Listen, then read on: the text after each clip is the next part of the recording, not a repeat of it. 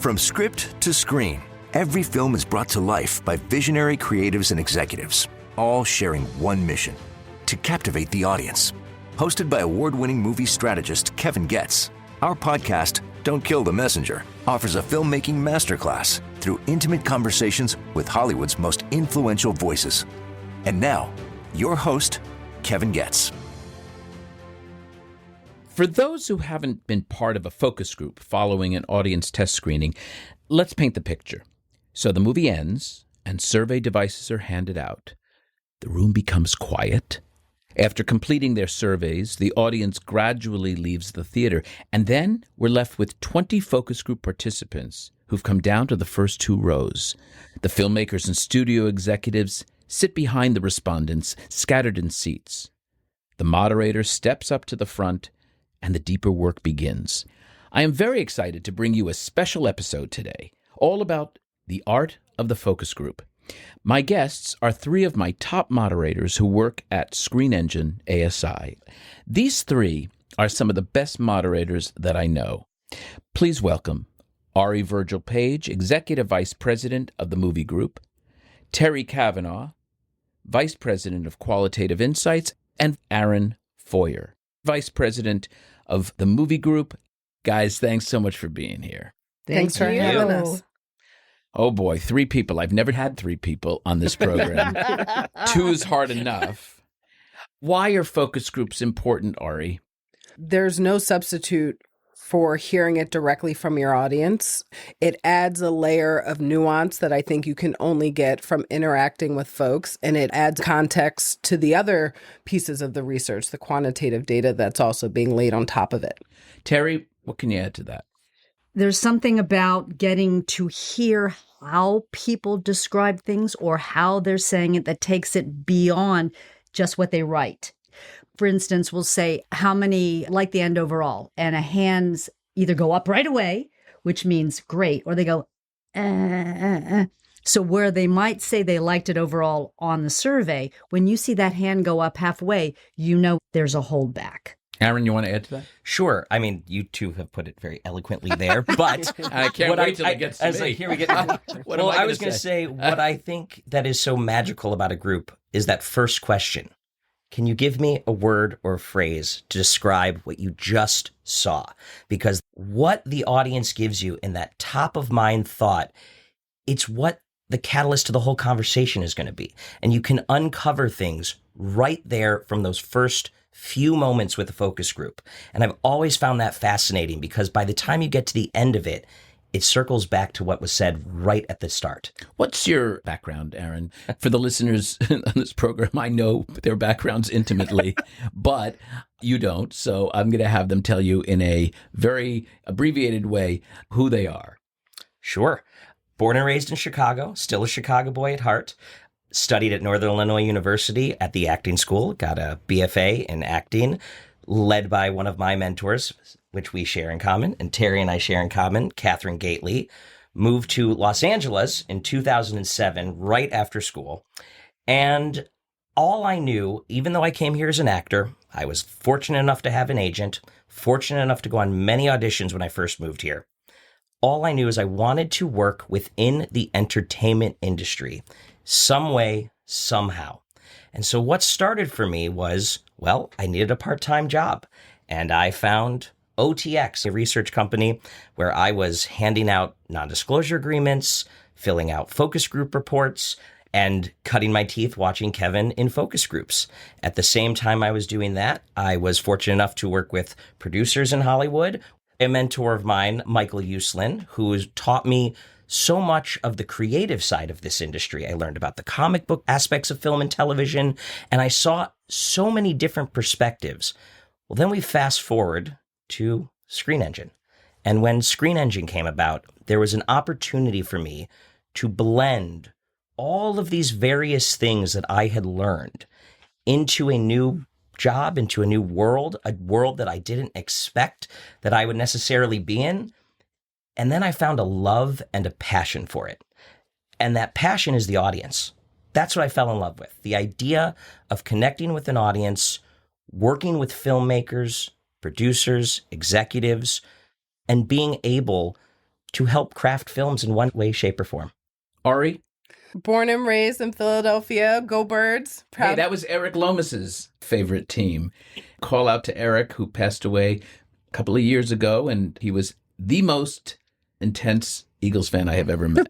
And my father abhorred your team. Go ahead. That's okay. Nobody likes us except for us, and we're okay with it. But born and raised in Philly, got my degree from Temple University in film.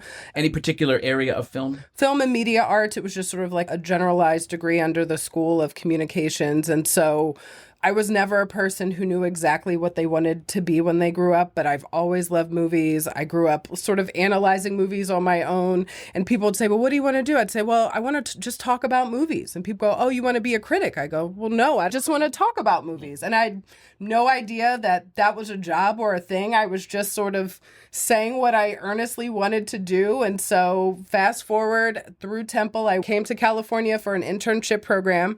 I was here for about a month. And at that point, I had graduated and had to decide, well, where do I want to start my career? So I said, let me try LA. I had some family here, and I honestly hated it, but eventually found my way to screenings work similar to Aaron, and then over time was fortunate enough to get the opportunity to moderate, and finally was able to just talk about movies in the ways that I always had wanted to. That but is had so incredible, no idea. I find, don't you all? Yeah. That she had that desire early on and then found it. Ari, what makes a great moderator?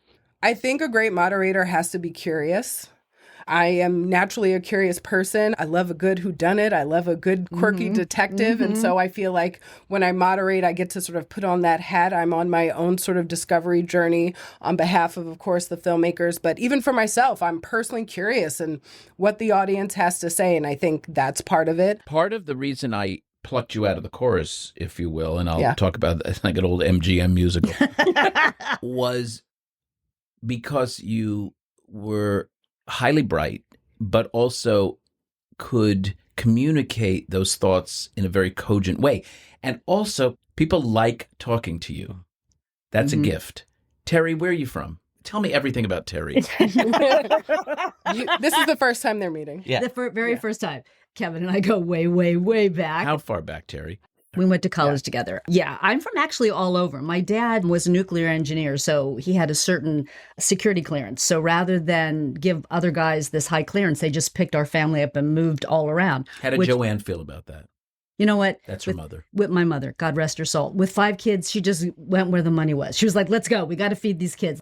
So the only reason I bring that up is because it really enabled me to learn how to talk to people, ask people questions, immediately intuit the situation I was in because I moved so often. I was having a new set of friends all the time, plus all over the country. So I got a real feel all over the place. So yeah, I got my undergraduate degree in speech and theater at the University of Tennessee and got my graduate degree at Rutgers University Mason Groves School of the Arts with you, mister. Well, Terri, you are a phenomenal actress, and you were the first person I chose to follow in my footsteps. And part of the reason I did that is because of the depth of your talent. You could understand a character so well and be able to peel away some of those layers that makes the digging into what makes a character interesting so brilliantly. And I felt like you could also teach it well. That was my impetus. And what do you think makes a great moderator? Intuition. You can't teach it. You're born with it. And I would agree with that. Would you all agree with that? Completely. Yeah. I think a lot of people can moderate well, but yeah, to be a great moderator, you sort of have to have the gene. Yeah. Yeah. And I think you always talked about that. You said to me once, I think actors make the best moderators because of their ability to tear a script apart, which I adore. You know how much I love that. So tearing it apart, being able to read the room, being able to multitask. You know, you have several layers. Out of the corner of your eye, you're watching the clients in the back. You're watching to see what happens if anybody is talking on the side. You're sensing if they're getting uncomfortable. You're sensing if you got to move on. You're sensing if somebody said something that everybody agrees with, then you got to zero in. It's multitasking. In the beginning of our relationship as moderator and moderator in training, you weren't always successful out of the gate. That's correct. And there was a turning point. Tell us about that. The turning point came, I think I didn't quite understand how to find myself. And I was not being true to myself. So I think I was trying to copy you and emulate you. And the truth is, you're a male moderator. I'm a female moderator. You handle things differently than I would handle things. Therefore, it didn't ring true when I was running the group. So once I said, stop, you have gifts. You know what you're doing. He chose you for a reason. You know how to tear something apart. Get in there and be yourself. And it literally flipped overnight. It really did. It flipped overnight and it skyrocketed. And I want to just say a call out to many of our other moderators, most notably Jana Van Kirk, who I only have 3 seats on this couch. So how many others am I going to invite? But people like Brent Lowe and Roger Edwards and our television moderators, Kelly Fox and Jodie Clancy and Jamie Chaslow, John Cato, Monique Madara. And Dr. Inez Posa and Cindy Smith, who's new to our bench. I mean, these are people who step in and have their own voices that add a particular alchemy to make a great focus group. And you nor I are right for every piece of material. And the same as you guys. Aaron, what do you think makes a great moderator? Listening and interpreting. We have this gift that we can talk to an audience. We are talking to various different demographics of audiences on any various day. You could be doing 3 different types of audience segments in one day. And the idea of truly listening and hearing what they're saying, but then being able to explain to others what that audience is telling you, right? Because you hear a lot of things in a focus group. And so this idea that we have the gift of listening, and to what Terri said, and I do think this helps us with the theatrical background, when I was on stage, even if you couldn't see the audience out there, you could feel the audience. You could feel what they were giving you. And a focus group does just that, but it's not just the focus group. It's, let's call it the audience, your executives behind the window, right? The folks who are sitting behind the glass, the folks who are sitting behind the audience, picking up on their cues. Well, it's the same thing we did on stage. It's the same thing I did at Second City when you could see the audience and you would feel what they were giving you in that moment and then interpret and listen and pivot. Well, the 3 of us, Terri, Aaron, and myself, are all actors. And Ari came from a different language, a film production language. And I have to say that when I started producing movies, and I've made now 13 of them, I began to understand the movie language. And the movie language, coupled with the instincts, intuition, curiosity of an artist, an actor, was to me the perfect balance. And that's what I saw in each of you. I'd like to move on to the actual craft of what we do. And what do you find, Terri, is the most important question that you can ask? If you were only given one question to ask in a focus group, what would it be? My job is always to get the best information possible to help the film realize the best possible version of itself. So I think I would say, if you could add or take away anything to this movie that would bring your engagement even deeper or cause you to love this film anymore, what would that one thing be? Beautiful. Ari? I think I have to give a politician sort of non-answer answer, and that I think it earnestly depends, because my number one job is to get the most important piece of information, as Terri is saying. But what that information is changes title to title, changes based on where they are in the testing process, changes based on the objectives of that particular focus group's mission. And so I think my most important question is the question that is most important to the client. Often the clients are at odds with what the most important question is. The filmmaker and the studio head. Who do you defer to? I defer to the truth, because at the end of the day, I'm not letting her get away with this political answer. No, they do. But I said you can only ask one question. Yeah. But, and so now you have a filmmaker wanting one thing and the studio wanting the other. What do you ask? I think I have to get at... Oh, I'm good. Huh? I have to... You are good. You're good, but we're good too. That's why we're here. I think part of what, again, Their questions are in an effort to get the truth they want, right? They want an answer, but I want the answer. So I have to get the answer. And my question may answer both of those groups. If someone goes, I really want to know what they think about the ending, and someone goes, I really want to know if they're satisfied, those are likely the same question. So what is the spirit of the question? What is the spirit of the answer that they're trying to get at? And that's the most important thing. Yeah. Aaron, what about you? Every screening we go into, it's what is your objective? Every screening is different, right? But I find that I will go in thinking before seeing that film, I know what the objective is. And then I watch the movie with the audience for the first time. And well, if they're confused, I'm confused, typically, right? If they have questions, I have questions. It's part of the journey of watching it for the first time with an audience. I love that feeling because we're audience members too. We're asking the same questions. So it's always a delicate question, and it's always one that we have to answer. But what's truly holding you back from enjoying it that much more? I think that's the most important question to ask. If you're not rating this movie excellent, yes, you're giving it a very good, why not excellent? If you're giving it a good, why not very good? Yep. The excellents are pretty much converted already. Yeah. They're there. So really, what you can be most helpful offering is what is the hesitation? That's right.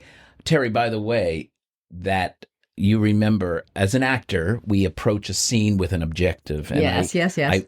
What you said was, I think I instilled in you, which was the last thing you ask yourself is, my objective in this scene is, if I don't get every ounce of information for my clients, I have failed in this scene. Yes. You know? So that is your objective, to get every ounce of information, everything that I can possibly get in a 30-minute period. Yeah. That was paramount. And you reminded me that this, like act, it's the same thing. You have your objective and then you go for it and you don't waver. Because if you don't get that, if you don't get there, you have failed. And I think if I hadn't been an actor, I probably would have been a forensic anthropologist. Well, there's so because much, I love to do so that crap. much at stake in these screenings. Yeah, People don't understand.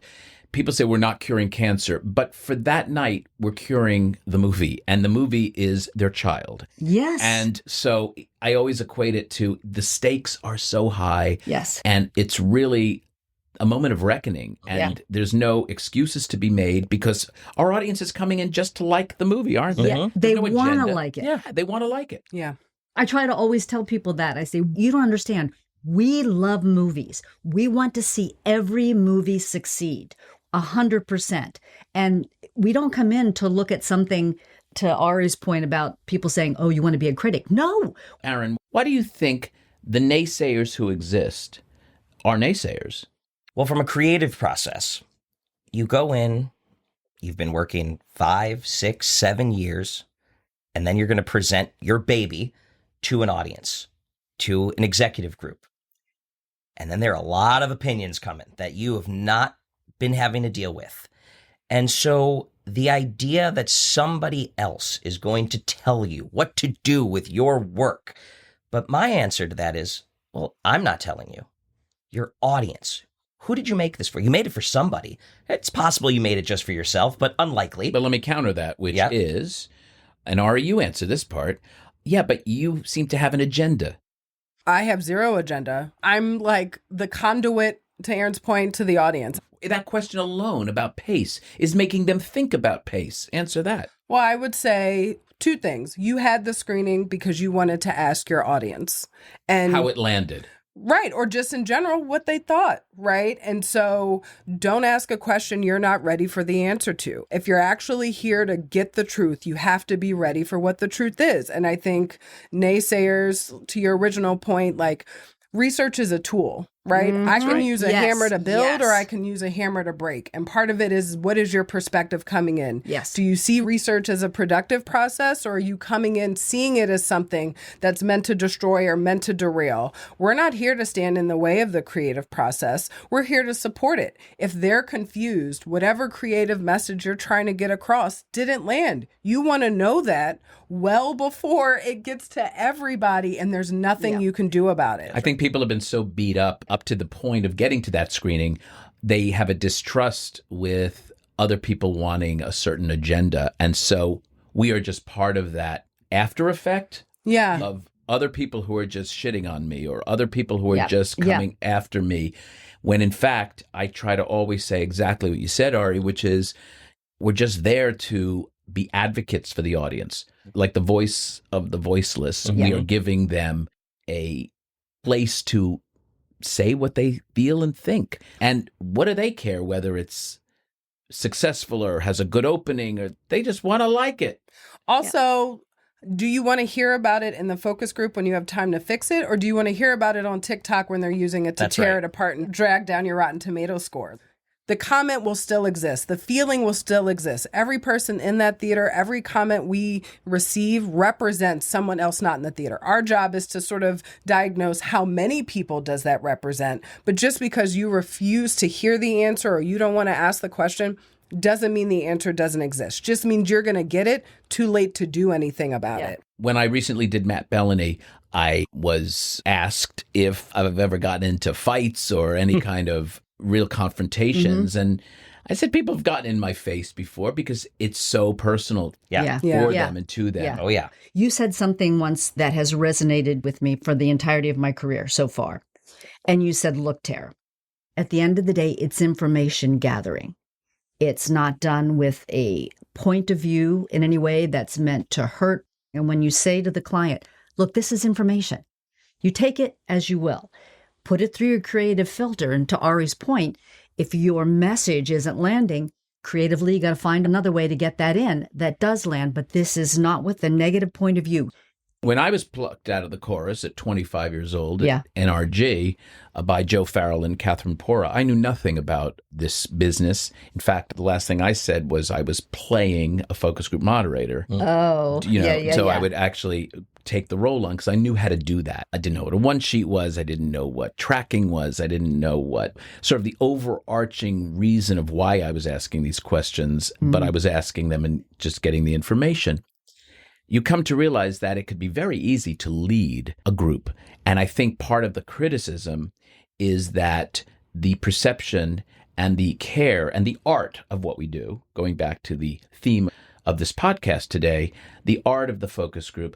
Aaron, tell me about, have you been in a situation where you felt, oh, that might have been a leading question, or the client has accused you of leading, or something like that? Can you share something? I have gone through that experience a handful of times now. Not that many, thankfully, but a handful, where we are just there doing our job. We are there asking the questions that have to be asked, right? What's not resonating with the relationship? But a filmmaker did not want that question asked. But the question needed to be asked because the audience brought it up. The audience is asking questions. And so we then have to follow them, right? We have to follow what your audience is giving you in that focus group. And if the audience has a problem with the relationship, it is our job to understand and get under the hood of that, even if the filmmaker isn't going to be happy with you at the end. And I have been in that position where you walk out of a focus group and you get taken over the coals and you just have to take it. And fortunately, one thing that is different for me, I would say, in terms of my moderating path is for years at Screen Engine, I was the lead screening supervisor. And for years, I had interactions with filmmakers, with studio heads, intense moments, right? There's always one that sticks out. You were with me, Kevin, where a filmmaker was very upset and took me into a corner and was screaming at me all about the location of their seat in the theater.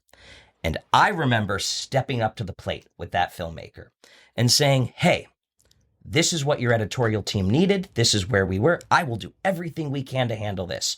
I stood up for myself. I explained why we were doing what we were doing. And so that gave me strength, I would say, over the years of dealing with all those intense conversations. That's one example, right? There are many. But that then gave me the strength to then deal with it as a moderator. And God knows, I've called you, Kevin, going, what did I do? I just walked out of a focus group. Tears, right? Tears, sometimes you are. However, I go back and I'll listen to the focus group. Yeah. And go, what did I do? What can I do differently? Right. And I've talked you off the ledge a number of times. For sure. And all of you, because there are criticisms. And, it's funny, There are times that I continue to bring a coach into my life. I've done it for all of you. Yeah. And I'm actually being coached right now. I hired an executive coach just to better myself and continue to be at the top of my game. Mm-hmm. I don't want to sit on my laurels and just pretend that everyone's just going to go along with what I say. I want to improve my technique and myself as a human, as a man, as a professional, which will then be able to make me more effective as a moderator. Yep. When we come back, we are going to continue with our conversation with these absolutely wonderful professionals, these focus group moderators. We'll be back in a moment. If you're curious about how movies actually turn a profit, I've got something for you. My upcoming book, How to Score in Hollywood, dives into the intersection of creative instinct and audience insight and where the business of film meets the art of storytelling. The book is available for pre-order now on your favorite bookseller platform. I'm also putting together a book launch team, and I'd love for you to be a part of it. We're looking for people to help spread the word ahead of our November release and also to leave a short book review after its release. In exchange, you'll get early access to the book, exclusive behind-the-scenes content, and more. Sign up to join my launch team or for book updates at kevingetz360.com. And as always, thank you for your support. And we're back with Aaron Feuer, Terri Cavanaugh, and Ari Virgil-Paige, three of my moderators at Screen Engine. What happens when you have a disruptive or unruly respondent in your focus group? I mean, I always say you're only as good as the people who you're speaking to or are in your group. Garbage in, garbage out is the old market research term for sample that has less than great research hygiene. Terri, what do you do? Well, thank God you were instrumental in helping me with this, because early on I thought, what the hell? You said, Terri, you walk to the other side. You make it very clear with your body language that this conversation is not going to continue. You can say, that's really great. Thanks, but I've heard a lot from you now. I'm going to move on to these other folks. Have you ever kicked anyone out of a group? No, I haven't ever kicked anyone out. I have silenced them by saying, you know what? That is so not helpful. What is not working for you in that moment? Can you tell me? I've actually kicked a couple of people out. I remember. I was actually observing once when you had to kick someone out. I think it was a qualifier that they didn't qualify, and so they were casting judgment on something. I think it was in a, behind glass in one of the focus groups behind two-way mirrors when you're talking about advertising materials. And they said something. I said, well, have you seen blah, blah, blah, blah, blah? And they somehow got through the screening process. And so they were asked to leave. I've also done things where I used to have someone in a room with me always to run the tech stuff in the old days when it wasn't digital. Me. I would send you a note and say, pretend this person has a phone call. You'd go outside and then the head of the facility would come in and say, Jimmy, can I see you for a moment, please? Oh my gosh, and that's they great. would say, oh, phone call? Oh, okay. And then they would not come back. Yeah. And we'd pay them and they'd go on their merry way. Yeah. Ari, have you ever had that situation?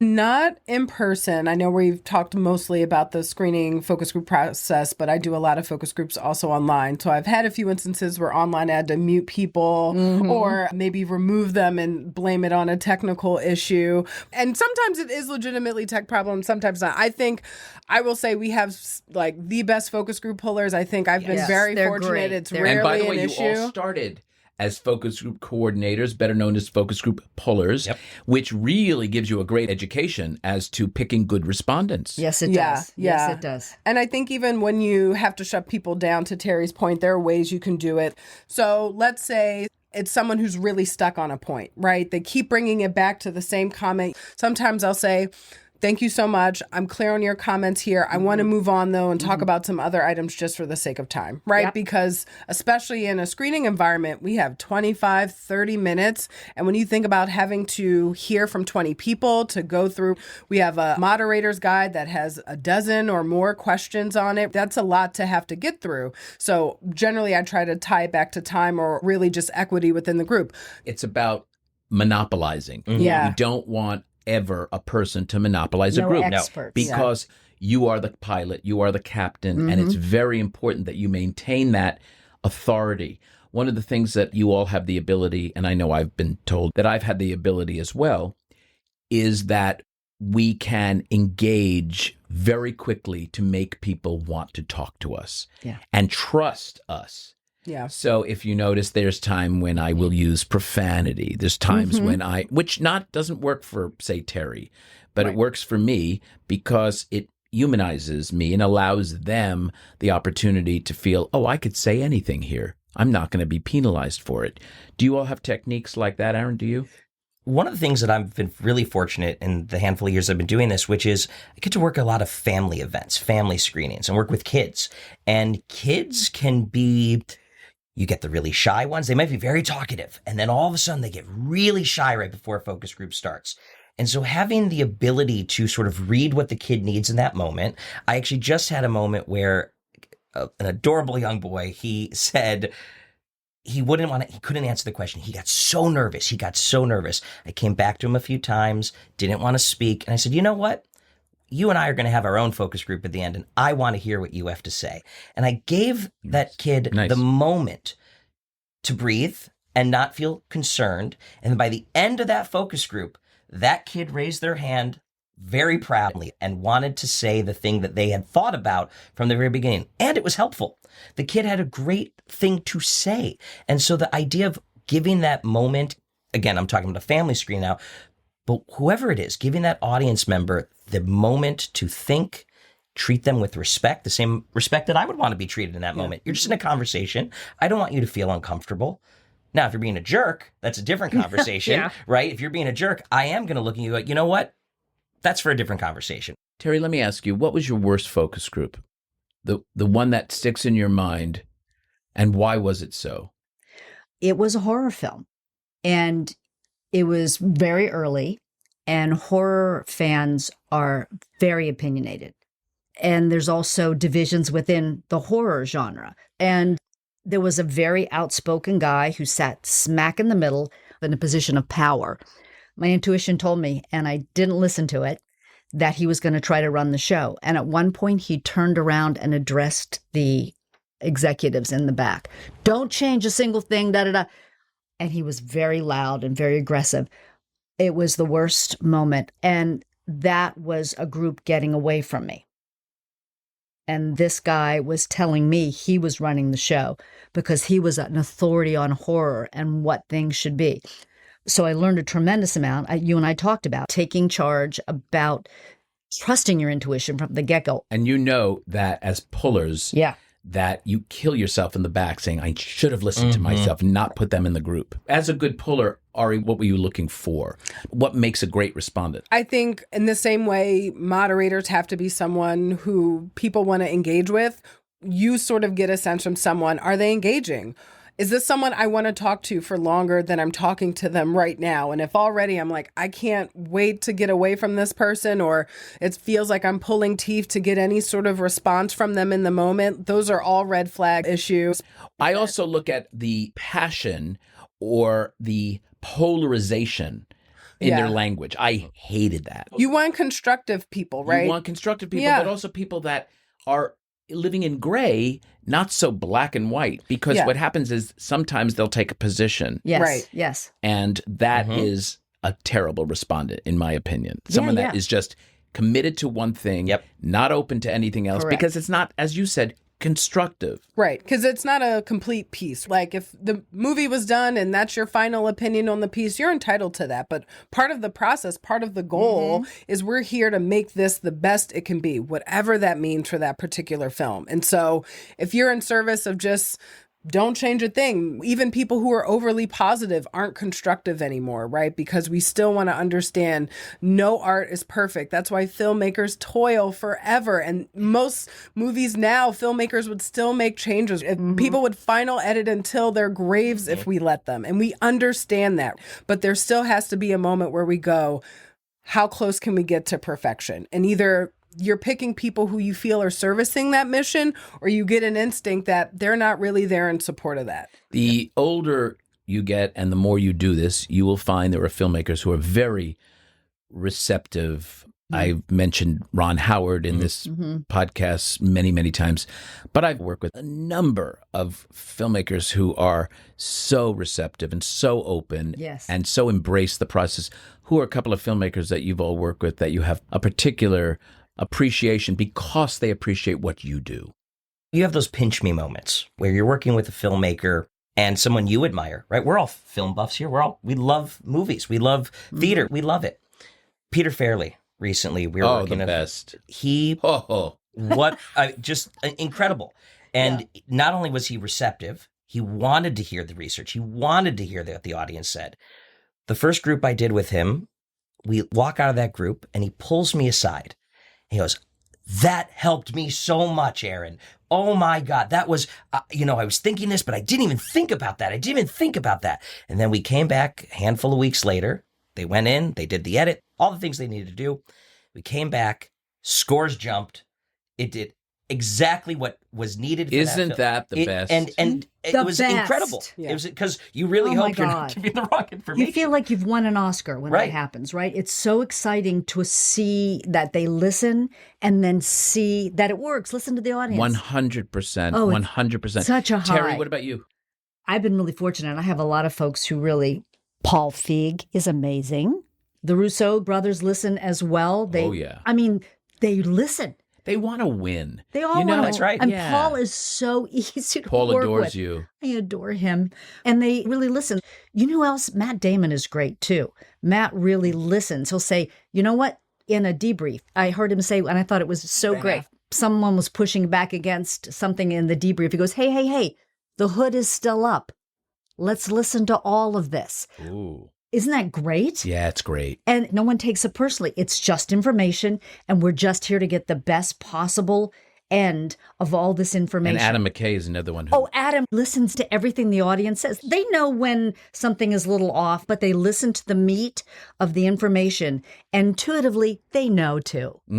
Ari? I think to your point, Terri, it's important to specify when we say listen, we're not saying like take every single note from every single audience member. And I think honestly that for some naysayers, that's what they think, that we're taking away all sort of choice or creative input. But what we're really saying is like, listen to the themes. And great filmmakers too, also, they'll listen, but when they feel strongly about their vision, they'll also choose when to stop. I think Lee Daniels is great at that. Yeah. He hears the note, but he also feels very passionately about what he set out to make and keeping the spirit of that thing. And I respect that. I also think, especially for filmmakers of color who have a different sort of perspective and making films in the studio system and learning how to parse. And I think that's part of also where the naysaying comes in. Research isn't always culturally aware or sort of taking in all of those elements. So again, how do you look at the spirit of the note, but keep the essence of what you want? But I think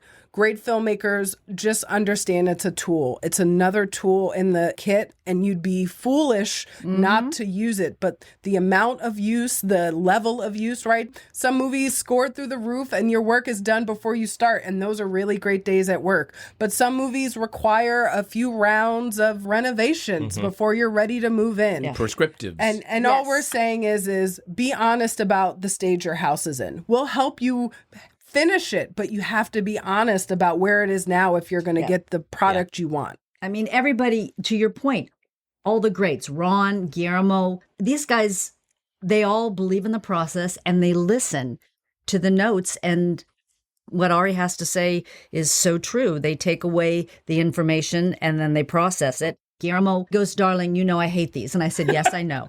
He said, but I'll tell you what. Here's what I need to know. Did I confuse them? Did I bore them? I trust you. I'm going to go away. Bye. Right.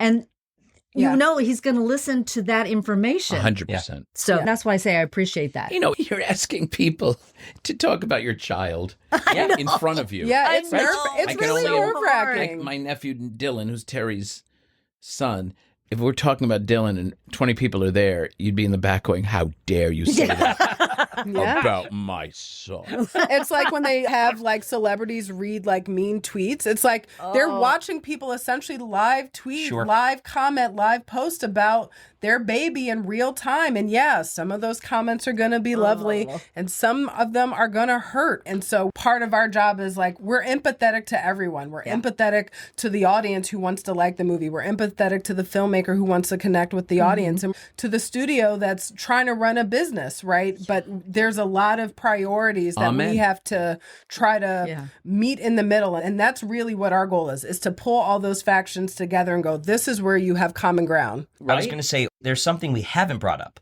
The new filmmakers. The folks that have never gone through this process. Those are my favorite. Those are my favorite. Because to we season, are there to truly guide them. I'm too through old this for this process. shit, you guys. I'll take the veterans for the first screening when a filmmaker's getting gobsmacked by an audience because they think they've made something that's connecting so well. And they're, sort of obliterated. It's so painful and it requires so much. I just had a recent episode and I felt so bad for this wonderful filmmaker who made a beautiful movie that needs work and thought it was the end of the world. Oh, and I know, and that's how I feel. So it's just a lot of work. But when it pays off, man. Ari, do you have a situation where you had not a lot of consensus in the group, but that one nugget that opened up an entire solve, if you will? So I'm going to give you a quick example. I worked on a movie years ago, and I remember that it was sadly too late to make any significant change to this. But we couldn't crack the ending, really. We tried all so hard to do that. And at the end of the movie, there was like a treasure gold, and the two leads found the gold and donated the gold to a museum. And it just was great, but not emotionally satisfying.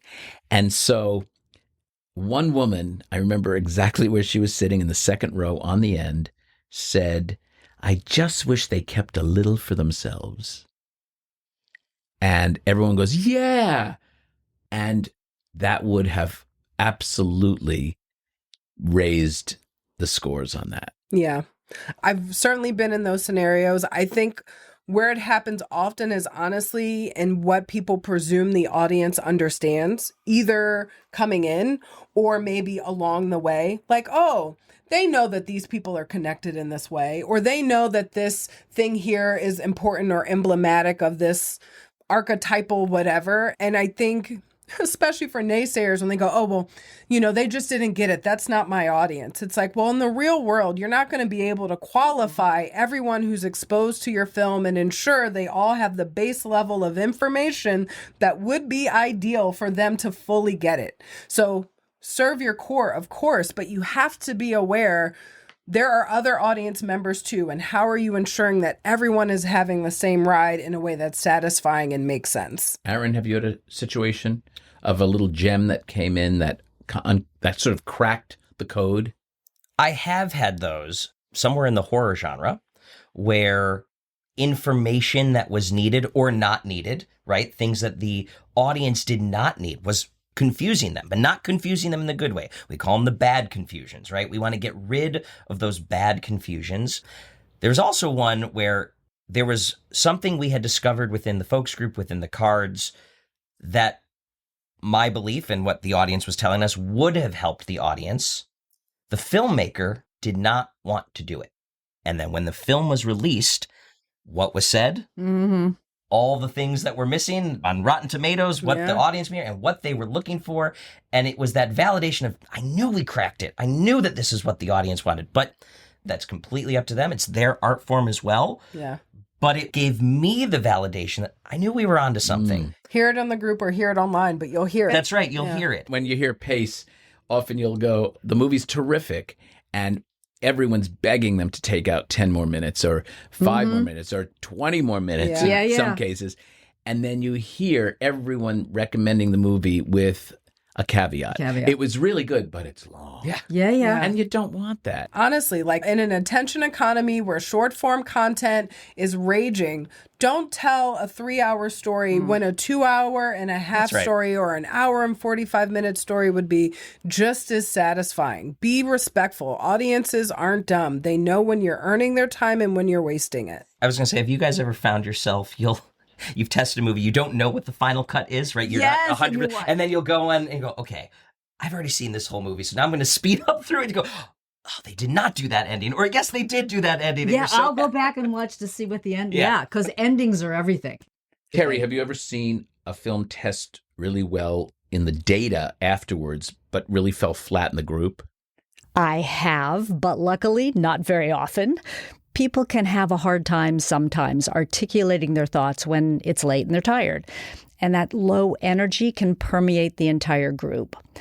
Sometimes I've had to work really hard to extract useful information, and it may not sound as enthusiastic as the scores reflect. The worst is when the focus group is way too positive. Yeah. And then the numbers come back and they basically shat on the movie from a numbers standpoint. And you're going, oh my gosh. One of the things we all try to do is to get a representative group. Yes. So that we're not overly positive or overly negative. I also want to reiterate that I tend to not want to ever put a poor in my group unless it's absolutely positive and unless they have something constructive to say. Yeah. Because by and large, poors, if you're rating a movie poor, is almost unconvertible. Right. They're rejecting something about the premise. That's not good real estate for your focus group. But when you have a group, which has happened to me once or twice with smaller films, that there were no excellence and it was all good, fair, and poor. And in that instance, I don't say, give me a word or whatever. I say, okay, I just want to remind everybody that we're not here to be mean and we're not here to be pretend critics. What we're here to do is constructive criticism to help this filmmaker get the best version. Because if I have all fairs, like 4 goods, all fairs, and then I even have a poor, you have to structure it so that we understand what the exercise of this particular focus group is. Yeah, and as you said, if you have a hater in the group, you don't want to empower them. No, not at all. They've got a position. For example, I hate when Hollywood does. Yes. And I'm like, guess what? I'm not a mouthpiece for Hollywood, so we can do that on another forum, but let's get back to the movie. Yeah. You know, that kind of thing. Yeah. Hey, I want to end with something which I've never done before and sort of turn the tables and just sort of have you ask me a question. Aaron, I'm going to start with you. Okay. When was your aha moment for you in this business in terms of being a moderator? Was there a moment for you that you went, this is it? This is what I want to do? I don't know if there was a moment of an aha moment, but I do know that one of my first groups I sort of failed at miserably and was in tears and had it recorded on a cassette, and we played it in the car afterwards, and she said, you did everything right. Catherine Porras said that. You did everything right. I wouldn't worry about that. You got to get right back in the saddle. And the next group I did was for Disney, and Joe Farrell said to Jeffrey Katzenberg, look, I've got a young moderator I want you to see, and if it's okay. He goes, oh, sure. And I did the group and was basically told, thank you very much, Joe, but we'd like to have Kevin work from now on. Not that you can't work, but that we want him to jump in. And that happened with Tom Sherrick at Fox, and it happened with other folks. Yeah, throughout the industry. And suddenly I became the most requested moderator. So it wasn't a moment, but it was a turning point. Yep. Thank you. Terri. We work in a lot of modalities. I'm curious, do you have one that you favor or that you feel gives you the most juicy feedback? Oh, great question. And I would say in our regular focus group work after a movie, the implicit response turns me on. The body language, the hands going up super high, or not. A character who's a lead not being mentioned. Often what is not said is as important as what is said. Amen. And I get excited when I can actually tell a story through behavior. Yes. Just behavior. I don't even have to hear the words. If I say something and their response to it is intense or muted, I can often find that the most helpful. So the in-person modality of that implicit response is incredible. Ari. I'm curious how you would describe your moderator style. Like if someone's like, well, What's your vibe? Like when people ask me, I say my style is agenda dinner party. Like in the sense that you're going to have a good time. It's going to feel like we know each other, but clearly I have a point of view about what I want to know. So I'm curious how you would describe your style. Confrontational and a challenger. I'm a 7 Enneagram on the Enneagram scale as an enthusiast, which I think makes you want to talk to me and trust me. But my wing is a challenger. And I'm always trying to challenge what they're saying. I will remember what everybody is saying, and I'll go back to someone. But you said this before, so you're contradicting yourself. Explain yourself. Yeah. I will be in their face and say, well, that's ridiculous. Why would you say that? You just said this. And I've worked in other industries where it hasn't worked as well as movies. But movies and I both are emotional and emotionally driven. And so I find that technique elicits the most honest, authentic response because people will stand up for themselves if they have conviction about it. And if they don't have conviction about it, they will rethink it. It's not that important. And the filmmakers, they seem to really appreciate that. They know I'm on their side. And the studio as well. I hope they do. And sometimes it's quite successful. Most of the time it works.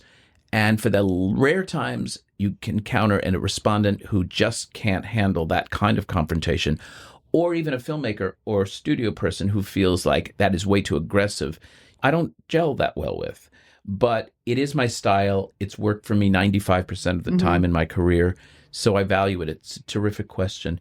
I just want to say, though, what I find really interesting is I'm training the next generation because I'm not going to be doing this forever. And I have people in the batter's box who are warming up to take over. And I'm very excited about that. Nothing gives me more pleasure than to hear, oh, can we have Terri for that? Oh, I'd love Aaron for that. Oh, could Ari do that? And I am joyful when that happens. I feel very fortunate for the path that I've been on with Screen Engine and with you, and moderating is newer on my path here, relatively speaking. You know, I've been with Screen Engine since 2010. So yeah, it's very cool to be able to do what we do, to go in a movie theater and see posters and go, oh, we worked on that. You guys, what can I say except thank you so much for many things, for being as talented as you all are, for being as intuitive and curious as you all are, and for sharing your careers and choosing to fulfill your careers at Screen Engine. It means the world to me, and I love you all. So thanks again, everyone. Thank you, Kev. To our listeners, I hope you enjoyed our interview today. For more filmmaking and audience testing stories, I invite you to check out my book, Audienceology, at Amazon or through my website at kevingetz360.com. You can also follow me on my social media. Next time on Don't Kill the Messenger, I'll welcome producer Basil Iwanek. Until then, I'm Kevin Goetz, and to you, our listeners, I appreciate you being part of the movie-making process. Your opinions matter.